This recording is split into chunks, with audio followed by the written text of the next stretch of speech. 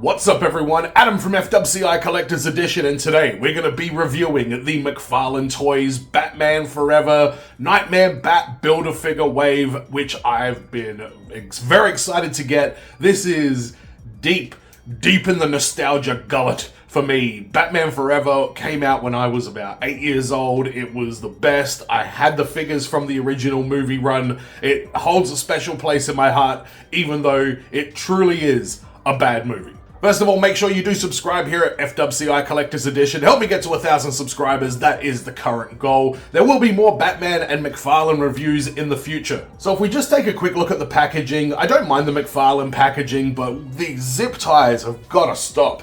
There is so many zip ties, and it becomes a real chore just trying to safely get these figures out of the box, and I don't think it should be that difficult. So that's one big criticism of McFarlane's packaging. Something else that I noticed, and I'll just chuck this in with the packaging because it's regarding the collector cards that you get with this set. What's really disappointing is the data file for each character is the exact same general blurb about the movie, and in my opinion, that's just very lazy. That's just text that needs to be put on the correct piece of cardboard. It's not that difficult, and I don't know, the cards look good, but the data file on the back just being a copy-paste job was pretty disappointing. I feel like McFarlane's better than that. Firstly, let's have a look at the Build-A-Figure, the Nightmare Bat. Now, this is a disappointing Build-A-Figure. I will say, I did not buy this wave so that I could finish this Build-A-Figure. I bought it because I love the movie, and I don't know if I wanted to build a figure of a person or if it's just difficult to find something of a bigger scale from that movie to include as a Build-A-Figure. If that's the case, then just don't do one, because this is called the Nightmare Bat. It's from a deleted scene in the movie where Val Kilmer is having a stare down with a giant bat, which in the movie, the bat is standing there with its claws, with his wings hanging to the side, so it's not even in full flight. We might see a silhouette of it flying at some point, but that might also be a regular-sized bat. Speaking of regular-sized bats, that's exactly what this Build-A-Figure is. I mean, it's a regular-sized bat. It's a scale model of a giant bat, aka they cancel each other out. It's a regular-sized bat. There's a tiny little bit of articulation on the mouth there and a little bit on the arms as well, but not a great deal. It sits okay on the stand, and if you're into random wildlife, maybe you will enjoy this, but I found it to be a little bit of a waste of time, and I will probably just sell mine. But let's start the review with the man himself, Batman, played by Val Kilmer in the movie, and I really like this figure. First impressions were that it looks great, but, you know, let's crack into it a little bit more. It comes with some accessories. There's two different size batarangs, and it looks like a grappling gun. They're just one piece, sort of plastic, little side accessories. I think they're supposed to be shared across with Robin, because Robin didn't get any accessories at all, so I guess Batman has the utility belt. He keeps all the gadgets. So if we get him off the old starting lineup flight stand, which is still one of my favorite flight stands ever, looking at the paintwork on this Batman, it is pretty goddamn sound. I mean, the paintwork around the belt is probably the best place to, sort of judge it. But I love this blue that we've got for the Batman Forever finale suit. This is the suit that he wears at the very end where he has to go and save Robin or Dr. Chase Meridian. And a lot of people never liked this one. I personally think it is really good. I love this suit. I liked it back when I was a kid, and I like it now. So looking at the articulation, he's got the butterfly joints that do a little bit of butterflying, I guess, but I've never been overly impressed with the McFarlane butterfly joints. There's double jointed legs, double jointed elbows. It's all pinned, as we've come to expect. Bit of articulation in the midsection there. Plenty of articulation, actually. Unlike the movie, he can actually turn his head left and right, so, you've got a bit of articulation there. Not much in the terms of going up and down, I find, but that's what I feel like with McFarlane. If you get a Marvel Legend with butterfly joints and a McFarlane Toys figure with butterfly joints, the Marvel ones always seem to just work better. And yeah, McFarlane's are, I still don't know what the missing piece of the puzzle is for them, but this is a great figure. It's definitely a step in the right direction as I get him back in his pose. He's got a soft goods cape, which when you see Robin's cape, this one's a little bit disappointing, but I don't mind because it's still the Val Kilmer Batman that I know and love. Now moving on to Robin, this is probably my favorite figure from the line. The Riddler is also pretty good, but this Robin figure having the soft goods cape with that yellow and black sort of two-tone, it looks fantastic. I mean, it's exactly him. My only real complaint is I wish the green and the red was a bit more of a dirtier, darker, more realistic color.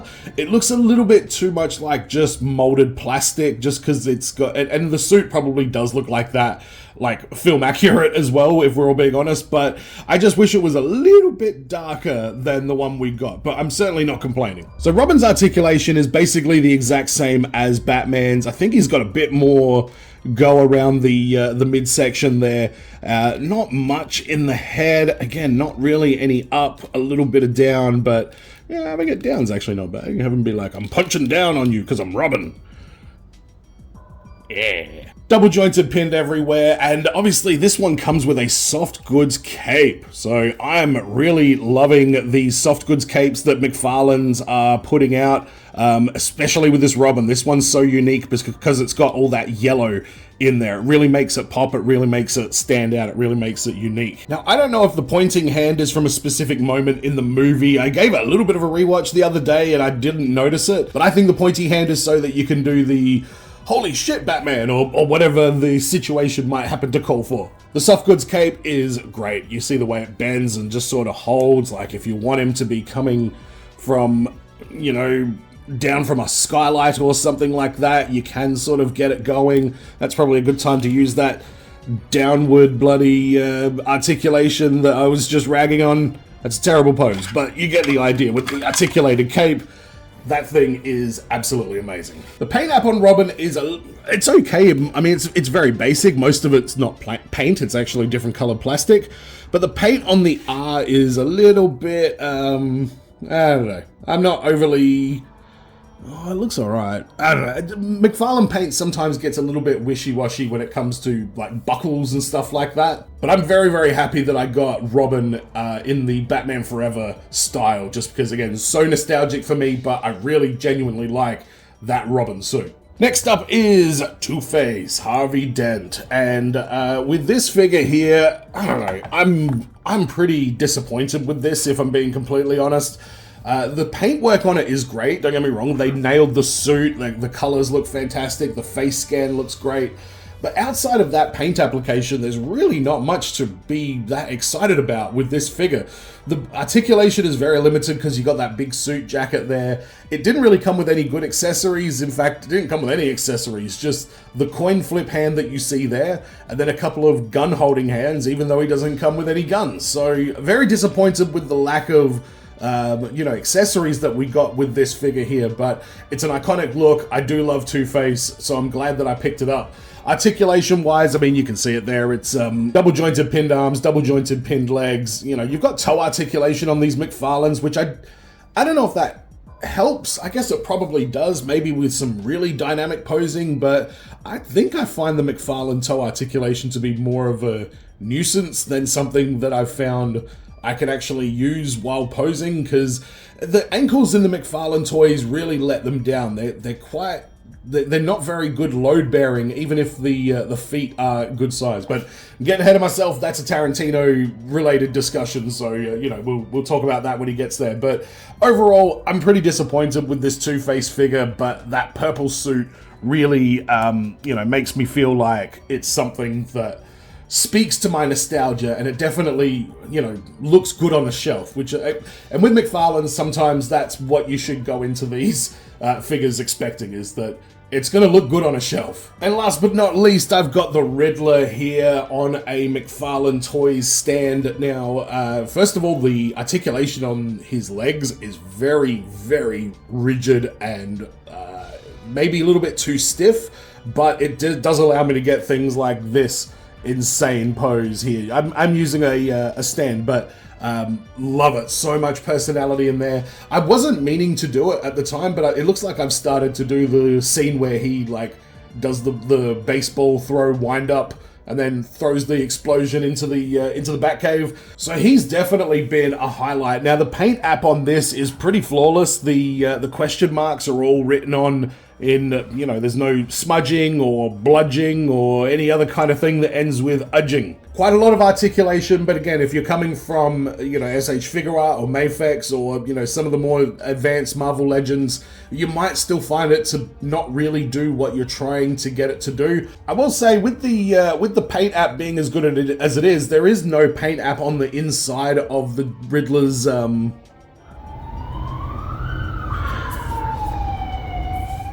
uh-oh. Is that the Popo coming to get the Riddler? Alright, I better hurry up and do this review. The paint doesn't actually extend onto the inside of the sleeves, which is a little bit disappointing, but I wonder if it would look a bit too busy if it did, with even more of those. And I'm sure it's probably a budgetary thing. I don't think Todd McFarlane would be like, yes, no, let's make this more aesthetically pleasing. I'm sure he'd be more like, yeah, let's make it as accurate as we possibly can. Now, the accessories he just comes with a few sets of hands, and this little, what do you call it? It was like his little bat exploding riddle bomb grenade thing that he uses in the movie. We get one of those, and we do get the staff as well, his question mark staff.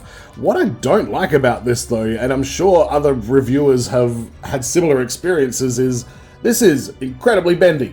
It just kind of bends back, and it does sort of end up going back to like a nice, not that straight, it's so easily pliable, and I don't know, I was not a fan of that. I didn't think it sort of sat very well, and it's a bit of a disappointing thing if that's how they're gonna like try and, you know, save production costs by using whatever that material is. It's not that good. You can see it looks bent pretty much whatever way you kind of look at it. Face scan is good. It looks as much like Max Headroom as it ever has. I suppose that was probably what that character was supposed to be like, but it definitely looks like Jim Carrey, and I would like to see more Riddler costumes from Batman Forever released as an action figure, because he was a very, very charismatic character, but really need to like get that articulation figured out. McFarlane, I love your products and I want to buy more, but the articulation is just, it doesn't quite do what I want it to do. And I don't know if that's a me thing,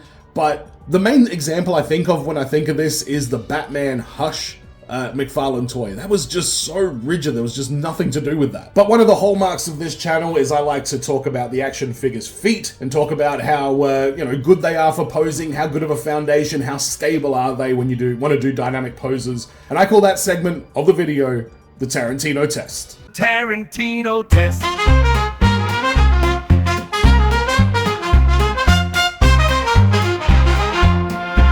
I'm gonna do a big group Tarantino test, so, you know, leave your keys in the bowl at the door and let's get down to business, because most of these pass. In fact, I think all of them pass with the exception of the Riddler. Now, the Riddler is pretty good, but his ankles are so goddamn weak. I know I'm getting a really good pose out of this right here, but honestly, it's better to get a one-legged pose using a flight stand than it is trying to get something more action dynamic-y sort of thing. So the Riddler is a very tentative pass. I'll just give it thumbs up across the board for Tarantino's for this wave. But McFarlane, they are flirting with like Marvel Legend MCU level feet issues. And if you don't know what I mean by that, the Marvel Legend MCU figures, the feet, especially on the females, were so small, it was basically impossible to pose them other than like in a straight up standing balanced kind of pose. You needed flight stands for everybody. It was a pain in the ass. And McFarlane's are always just kind of like dancing around the possibility of these things being unusable and unposable in terms of like the feet and the ankles. So McFarlane still have a lot of work to do. They're getting much better, and I definitely like what they're putting out. But for what they're charging and what the other toy companies are charging to do similar kind of things, these ones always feel like they're about to break in your hand, or something's a bit loose, or something's too stiff, or it's just a constant. With all that being said, is this shelf worthy? You better bloody believe that it's bloody shelf worthy. I immediately cleared a shelf for this. I've had a placeholder shelf just waiting for these four to show up, because like I said earlier, this is the Batman movie that I grew up idolizing and watching and enjoying the most. Jim Carrey as the Riddler with all of his insanity was good. I didn't realize just how bad Tommy Lee Jones's Two-Face was when I was a kid. I just loved probably the aesthetic of it and the concept of the character. I knew he was a little bit different to the animated series, but everybody was different to what the animated series was. But now that I look back, I can see that Tommy Lee Jones as Two-Face was a pretty bold swing, and he didn't get given any direction, and it just ended up being a screaming lunatic instead of this character that's got two sides to him, a good side and a bad side. He was just a bad guy who flipped a coin. And while we're reminiscing about Batman Forever, let's not forget about Robin doing his karate laundry, much to Alfred's chagrin, and Bruce Wayne letting his, secret identity get out to pretty much anybody that matters. Now, there is a Batmobile. I don't know if it's out already, but I'm not going to be picking it up. I was going to get the 89 Batmobile. I did an unboxing of it, and I realized that I got two of the same part. Of the wings that go on the back, and they're not symmetrical, so I could only put one of them on. So I ended up returning it, and I never got another one. In fact, no, I lie. I went and bought the 60s Adam West Batmobile in the small scale that McFarlane's did, like the little scale for the figures. You see it, it's on the screen. But I do really like the Batmobile from Batman Forever. I just really like the design. It was probably... Man, in terms of having, like, the vehicle for a action figure as a kid, that Batmobile might be the only vehicle that I actually had. Actually, I had crash dummies, which is fine. So this passes the Tarantino test by the skin of its teeth. It is shelf-worthy. I love the paint app. I love the characters. I love the colors. And the Build-A-Figure, not that great. I'm not even going to bother putting him back in there. But I hope you enjoyed this review. Let me know in the comments what your thoughts are on this one. Let me know if you've had any issues with the Riddler's cane or with the articulation, especially in the ankles of this. I mean, Tarantino loves the feet. Who likes ankles? Because I might have to create a new test just for McFarlane's. Don't forget to subscribe, help me get to 1,000 subscribers. And as always, everyone, be well, stay safe, look after your figs, ta-ta, and farewell.